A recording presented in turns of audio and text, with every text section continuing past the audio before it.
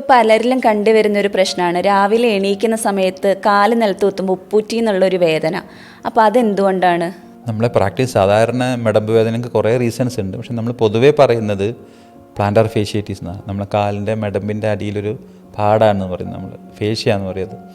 ആ ഫേഷ്യയ്ക്ക് വരുന്ന ടൈറ്റ്നെസ് ആണ് ആ പെയിൻ ഉണ്ടാവാനുള്ള ബേസിക് റീസൺ. അപ്പോൾ അതിന് വരുന്ന നീരിട്ട് എന്നുള്ള രീതിയിലാണ് നമ്മൾ പ്ലാന്റർ ഫേഷ്യേറ്റീസ് എന്ന് പറയുന്നത്.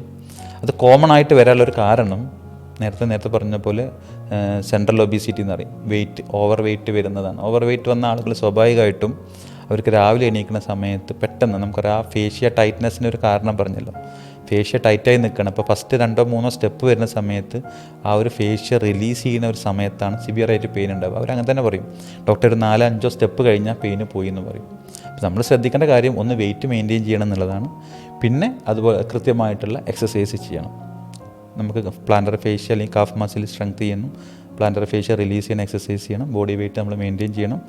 അതുപോലെ തന്നെ കാൽസ്യം കുറവുണ്ടെങ്കിൽ HB ബ്ലഡ് കുറവ്, തൈറോയിഡ്, അതുപോലെ തന്നെ നമ്മൾ പുതിയതായിട്ട് ചപ്പലൊക്കെ മാറ്റിയ ആളുകളുണ്ടാവും, പുതിയ ചെരുപ്പ് ഉപയോഗിക്കും.